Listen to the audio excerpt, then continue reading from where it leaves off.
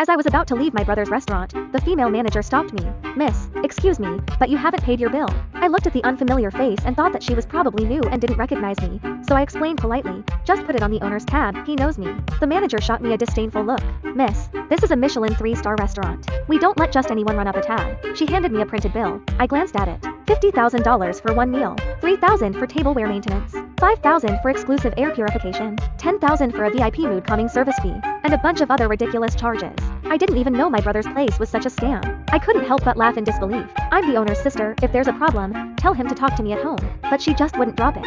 "If you can't afford it, stop acting like you can. And don't act like you know Mr. Dennis, either." I fired off a quick text to my secretary. "Tell my brother to either fire this manager or I'm pulling my investment." Chapter 1 Miss. Stop wasting everyone's time and just pay your bills. The manager's tone was sharp and condescending, as if she were already sure I was trying to score a free meal. A few curious glances came from the people around us. I frowned, not wanting to waste my time on something this ridiculous. I took out my phone to call my younger brother, Dennis White. All I got was a busy signal. I tried again, but still nothing. It was a work day. What could that brat possibly be doing? I put my phone away and looked at the pushy woman right in the eye as I repeated myself. Word for word, I'll say it one more time. "My name is Teresa White. I'm Dennis's older sister. If you can't reach him, just check his account. My photos and information are all linked to his card." I thought that was the most direct and effective way to settle things. However, upon hearing my name, the manager didn't even bother to check. Instead, she burst into a loud laugh, drawing even more attention our way. She leaned in suddenly, lowering her voice so that only the two of us could hear. "Still playing pretend? I've seen your face on my hubby, Dennis's, social media. You're just a shameless witch, sneaking around with my man. And now, you have the nerve to show up here and try to put your meal on his tab? How thick-skinned are you?" For a moment, I was stunned. I glanced at her name tag, Jessica Thompson. I could only feel speechless at all of this. So, this was Dennis's so-called secret girlfriend, the one he wouldn't even show me a photo of. How could Dennis have such terrible taste? I see. This outrageous $50,000 bill wasn't some kind of misunderstanding. It was a setup, planned all along just to humiliate me. Before I could say another word, she had lost her patience.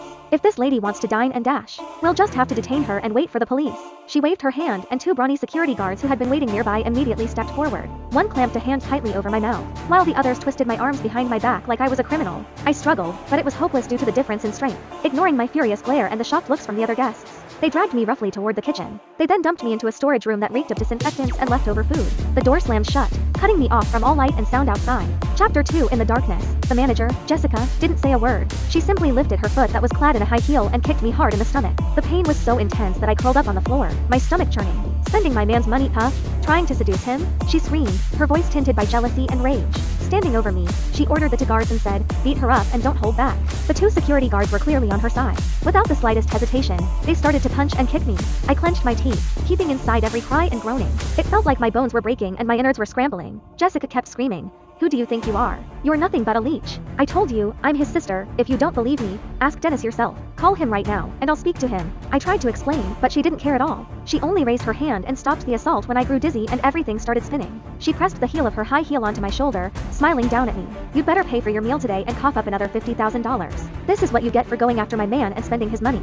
I'm not afraid of anything worse happening. Dennis will handle it for me." I managed to protest weakly even as I was curled up and barely able to breathe from the pain. "That's my own money. I told you, if you don't believe me, ask him." Her face darkened, and she kicked me again. The two guards immediately understood and started beating me up once more. By then, I knew it didn't matter what I said. If this kept up, I really might die here. After I spat out a mouthful of blood, I used the last of my strength to feel around for my phone. "Stop. I'll pay." She seemed satisfied with my submission, motioning for the guards to stop. She crouched down and patted my swollen cheek. "See? Isn't that easier? You made things so hard for yourself when you could have just done it my way. $100,000, and not 1 cent less." Lying on the cold floor, I felt my lungs burning as I gasped for air. I ignored her and called my best friend, Mary Langton. She picked up immediately. "Mary, bring $200,000 to Dennis's restaurant. I need it right now." Mary went quiet for a second, immediately sensing something was wrong. "Teresa, what happened? Why is your voice?" "Don't ask, just hurry." I cut her off and hung up. When Jessica Thompson heard 200,000, her eyes lit up. There was a glint of greed in her expression. She probably thought I had been beaten into submission and was offering even more just for mercy.